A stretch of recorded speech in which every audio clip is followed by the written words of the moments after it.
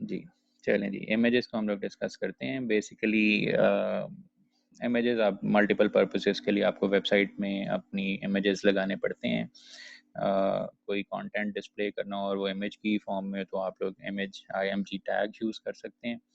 IMG syntax मैं इसका बता रहा हूँ, इसके बाद आप बताते हैं सोर्स। बेसिकली सोर्स वैसे ही है जैसे आप लोग href पास करते थे एंकर टैग में, इसे हम कह देते हैं जी इमेज URL, या आप पाथ कह सकते हैं इमेज का, आपने बताना होता है। और उसके बाद फिर डिफरेंट एट्रीब्यूट्स हैं, हम बारी बारी इनको डिस्कस करते हैं। आप डिफरेंट एट्रीब्यूट्स आगे लिखते हैं और मैं यहाँ पे ये कमेंट्स को क्लोज कर रहा हूँ। फॉर एग्जांपल अगर मैंने एक इमेज इंसर्ट करना है, IMG src is equal to same folder में आप लोगों ने देखा था हमारे पास ये इमेजेस पड़े हुए हैं। मैं कोई एक इमेज इसमें इंसर्ट करता हूँ। इमेज है जी वेब MITW_1,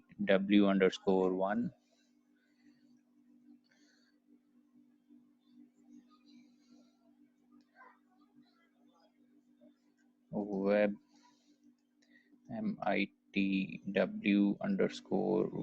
और साथ एक्सटेंशन भी इसकी .png, और इसको आप क्लोज कर दें। यहाँ पर जैसे आप लोगों ने देखा था कि कुछ टैग्स ऐसे हैं जिनके लिए आपको वो क्लोजिंग टैग्स नहीं लगाने पड़ते। इमेज भी बिल्कुल वैसी है, लेकिन आप यहाँ पर एंड पे फॉरवर्ड स्लैश लगाते हैं। यहाँ पे सिंटैक्स में भी मैं लिख देता हूँ जी, एट्रीब्यूट्स की लिस्ट के बाद आप एंड पे फॉरवर्ड स्लैश लगाते हैं, Ctrl+S। और मैं आपको पेज रिफ्रेश करके दिखाता हूँ। हमारे पास इस वेबसाइट में नीचे ये एक इमेज भी लग गया है। इमेज जो है वो अपनी डिफ़ॉल्ट प्रॉपर्टीज़ के साथ आ गया। डिफ़ॉल्ट प्रॉपर्टीज़ से मतलब ये है कि जो इसका साइज़ था एक्चुअल, उस साइज़ में आपको ये इमेज नीचे नज़र आ रहा है। आप लेफ़्ट राइट या इसे कहते हैं हॉरिजॉन्टल स्क्रॉल करके आप पूरा इमेज देख सकते हैं। बाकी कंटेंट हमारा ऊपर ही है वेबसाइट पे, नीचे आपको ये इमेज भी नज़र आ रहा है। तो इमेज को बेसिकली हम लोग रीसाइज कर सकते हैं, बॉर्डर अप्लाई कर सकते हैं, इस तरह की डिफरेंट फॉर्मेटिंग है, हम लोग इमेजेस के ऊपर अप्लाई कर सकते हैं। बारी बारी हम इसको एक्सप्लोर करते हैं। इसे हम ये कहते हैं कि जी आपने सिंपल इमेज इंसर्ट किया है। मैं एक दफ़ा दोबारा फिर कोड आपको दिखा देता हूँ। IMG टैग है, IMG के बाद आप सोर्स में URL या पाथ बता देते हैं इमेज का, क्योंकि ये सेम फोल्डर में पड़ा हुआ है। आमतौर पे लोग इमेजेस का फोल्डर रखते हैं अपनी वेबसाइट के अंदर। फोल्डर्स के अंदर हम लोग काम करेंगे, फिर हम लोग उसको डिस्कस कर लेंगे कि आपने अगर इंडेक्स लोकेशन से इमेज लाना हो तो फिर आप URL कैसे लिखते हैं। फ़िलहाल सेम फोल्डर में जहाँ पे हमारी index.html वाली फ़ाइल पड़ी हुई है, उसी फोल्डर में ये इमेजेस भी पड़े हुए हैं जो हम लोग यूज़ कर रहे हैं हमारे पेज के ऊपर, वेब पेज पर। तो इमेज की विड्थ और हाइट सेट की जा सकती है। इसके मल्टीपल मेथड्स हैं। एक सिंपलेस्ट मेथड तो ये है जी, हमारा ये जो इमेज था, सॉरी इस फोल्डर में पड़ा हुआ है जी,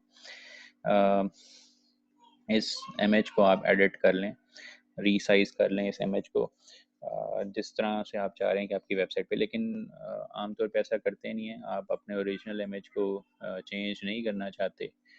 तो बहरहाल एक सोल्यूशन ज़रूर है ये कि आप यहाँ से इमेज को एडिट करें। फॉर एग्जांपल मैं इमेज जो है वो थोड़ा छोटा करना चाहता हूँ, तो मैंने इमेज को एडिट करने के लिए पेंट में ओपन कर लिया है और इसको मैं कर रहा हूँ जी रीसाइज। रीसाइज की ऑप्शन होती थी यहाँ पर।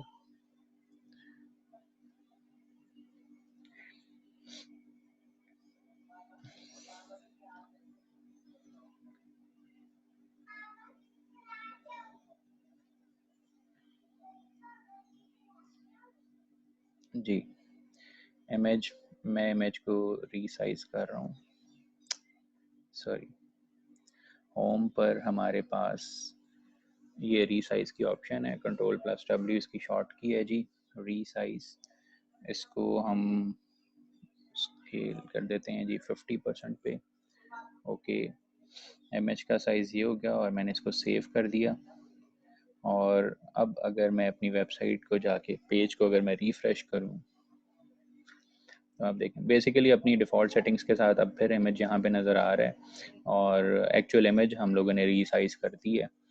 तो दूसरा सोल्यूशन जो है उसको भी हम लोग डिस्कस करते हैं। प्राइमरीली लोग इसको रेकमेंड नहीं करते यहाँ पे आपने एक्चुअल इमेज को जाके उसको रीसाइज़ किया है, तो बजाय इसके कि आप एक्चुअल इमेज को रीसाइज़ करें, आप HTML पेज में इमेज इंसर्ट करते हुए एट्रीब्यूट्स हैं वो बता सकते हैं विड्थ और हाइट के लिए, जिससे आप इमेज की विड्थ और हाइट चेंज कर सकते हैं। यहाँ पे सिंटैक्स में जैसे हमने लिखा हुआ है यहाँ पर हमारे पास हम इमेज की विड्थ डिफाइन कर सकते हैं। Width is equal to for example 500 और height is equal to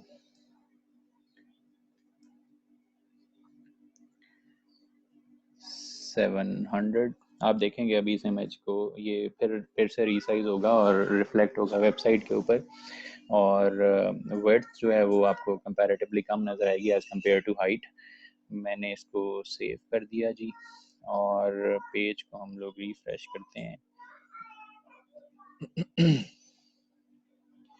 ji, image फिर से रीसाइज हुआ है और वर्थ एक्चुअल इमेज से भी वर्थ कम होगी है, लेकिन हाइट जो है वो एक्चुअल इमेज से ज़्यादा हो गई है। तो आप इस तरह से एट्रीब्यूट्स पास करके इमेज को जो है रीसाइज कर सकते हैं, बजाय इसके कि आप एक्चुअल इमेज को चेंज करें। हम इसको थोड़ा छोटा करते हैं इमेज को। फॉर एग्जांपल इमेज का साइज़ है जी 200 बाय 200, कंट्रोल एस, रिफ्रेश। तो ये एक छोटा सा इमेज आपको नज़र आ रहा है। एक्चुअल इमेज का साइज़ वही है जो हमारे पास सेव हुआ है, जो हम लोगों ने रीसाइज जब किया था, जो इसकी पिक्सलिंग थी वैसे की वैसी ही है, लेकिन जब ये वेबसाइट पे रिफ्लेक्ट हो रहा है तो ये थोड़ा सा छोटा इमेज रिफ्लेक्ट हो रहा है। ये एक था जी एट्रीब्यूट। इसके अलावा हमारे पास एक और एट्रीब्यूट है जी, for example in order matter नहीं करता, आप हाइट पहले और वेट पाथ में पास करना चाहें तो बाद में कर सकते हैं। और फिर एक और एट्रीब्यूट है हमारे पास border. Border is equal to for example 1, numbers की फॉर्म में आप बताते हैं, बेसिकली पिक्सेल्स हैं। अगर आप चाहते हैं कि वर्ड्स ज़्यादा हो बॉर्डर की तो आप ये नंबर बढ़ा सकते हैं। हमारे पास वेबसाइट है जी, फिर इसको रिफ्रेश करते हैं तो आप देखें हमारे इमेज के ऊपर बॉर्डर भी लग गया हुआ है। सॉलिड लाइन बॉर्डर आपको नज़र आ रहा है, और बेसिकली इसकी विड्थ जो है वो 1 है। अगर आप विड्थ इंक्रीज करना चाहें फॉर इंस्टेंस 3, और पेज को अगर मैं रिफ्रेश करता हूँ तो आप देखें बॉर्डर आपको थोड़ा और ज़्यादा उसकी जो विड्थ है वो बॉर्डर की ज़्यादा आपको नज़र आ रही है। अच्छा जी, इसके अलावा एक एट्रीब्यूट हो सकता है जी हमारे पास align is equal to for example center, control S, और वेबसाइट को अगर मैं रिफ्रेश करूं तो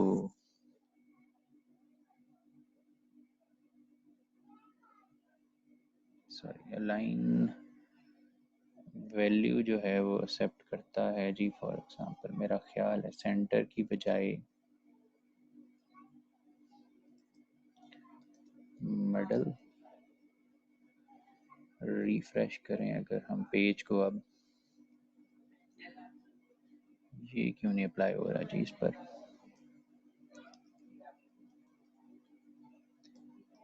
राइट, चेक कर लेते हैं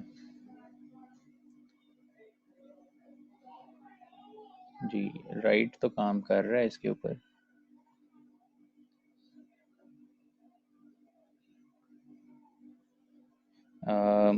सेंटर की एक पॉसिबिलिटी फ़िलहाल ये है, आप अगर अप्लाई करना चाहें सेंटर, तो जिस तरह हम लोगों ने पहले देखा था, आप इस कंटेंट को सेंटर टैग में एनक्लोज कर दें।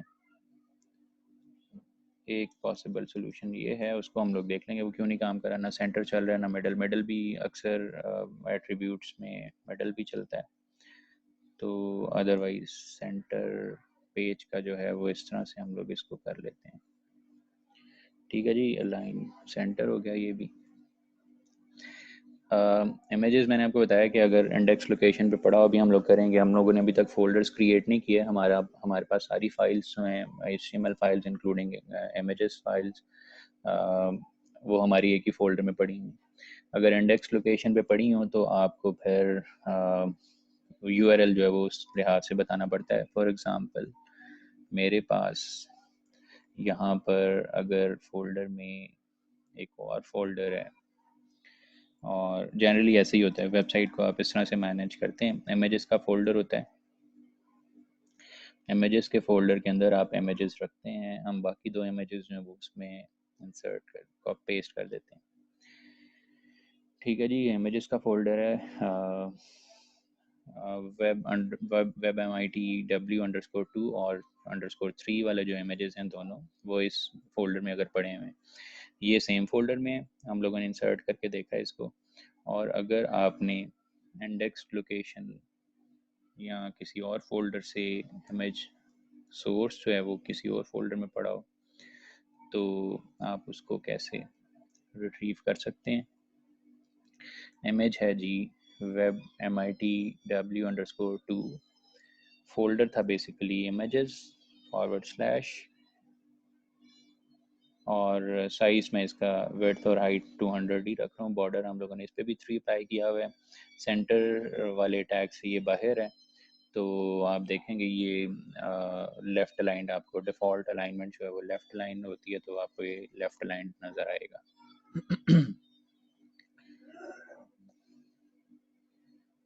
ठीक है जी, हमारे पास ये एक और इमेज नज़र आ रहा है, और ये इमेज लेफ़्ट अलाइंड है। ये एक डिफरेंट फोल्डर में पड़ा हुआ है जी।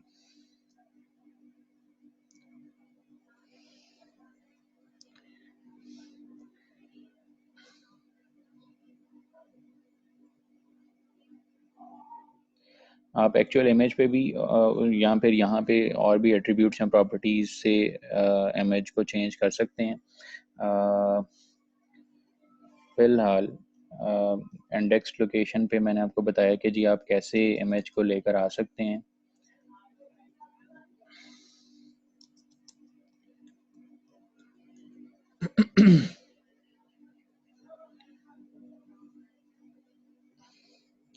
दूसरे वाला इमेज भी हम लोग इसी इमेज के आगे लगाते हैं, फिर हम लोग और एट्रीब्यूट्स की भी बात करते हैं।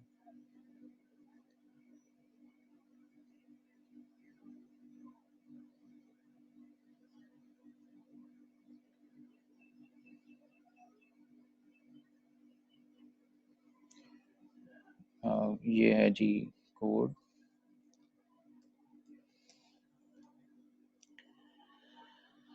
इसी इमेज के आगे थर्ड एक इमेज है विड्थ और हाइट, उसकी भी हमने यही सेट की हुई है।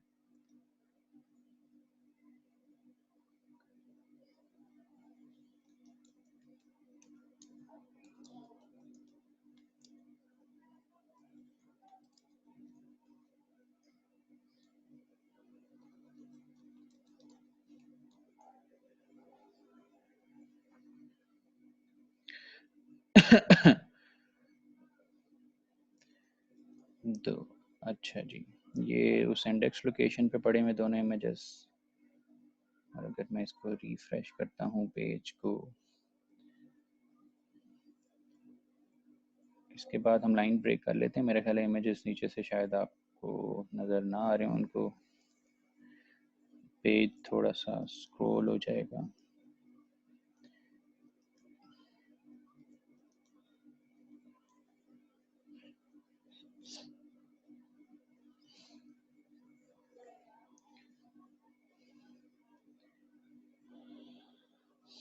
ठीक है जी, 3 इमेजेस अप्लाई किए हुए, 2 हमारे पास दूसरे फोल्डर में पड़े हुए थे और ये एक सेम फोल्डर में इमेज पड़ा हुआ था। इमेजेस पर और अगर हम कोई ऑपरेशंस देखें तो इमेजेस पर भी लिंक्स लगाए जा सकते हैं, जैसे हम लोग टेक्स्ट पर लगाते हैं। मैं इस इमेज को क्लोज कर देता हूँ। फॉर एग्ज़ाम्पल ये जो थर्ड वाला इमेज है, इस पर मैं एंकर टैग अप्लाई कर रहा हूँ, H ref is equal to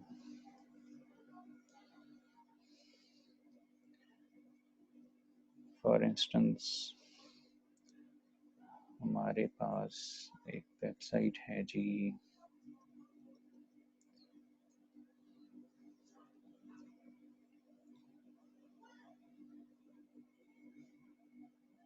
मैं क्लोज कर देता हूँ। मैंने बेसिकली यूआरएल कॉपी करना था, यूआरएल मैंने कॉपी कर लिया है जी, और इस इमेज के ऊपर हम लोगों ने ये एंकर टैग अप्लाई कर दिया है। इमेज क्लोज हो रहा है जी। यहाँ पर हम एंकर टैग भी क्लोज कर देते हैं, कंट्रोल एस। जैसे आप टेक्स्ट पे लिंक्स अप्लाई कर रहे थे, इसी तरह इमेजेस पे भी अप्लाई किए जा सकते हैं। इसको अगर मैं रिफ्रेश करूं तो आप देख सकते हैं यहाँ पर आपको माउस का जो एरो है वो ऐसे ही नज़र आ रहा है, लेकिन यहाँ पर आपको, इसको रिफ्रेश करते हैं, मेरा ख्याल है नहीं, इमेज इसको सेव नहीं किया जी हम लोगों ने, सेव रिफ्रेश, टैग अप्लाई नहीं हुआ इस पर।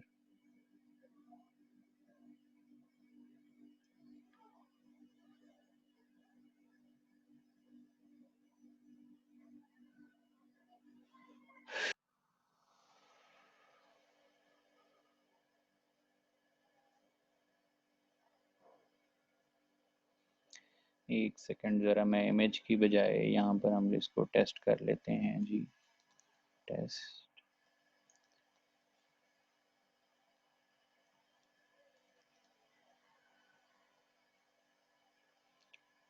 एंड से इसको रिमूव करते हैं, रिफ्रेश,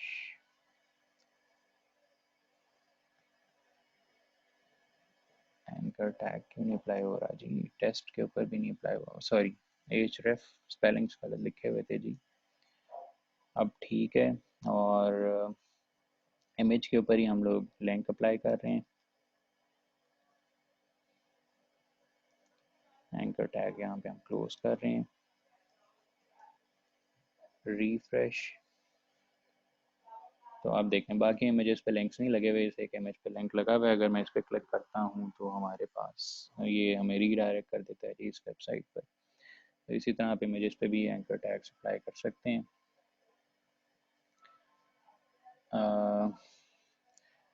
यहाँ पर हम लोग इसको क्लोज करते हैं जी, इमेजेस से रिलेटेड HTML इमेजेस। बाकी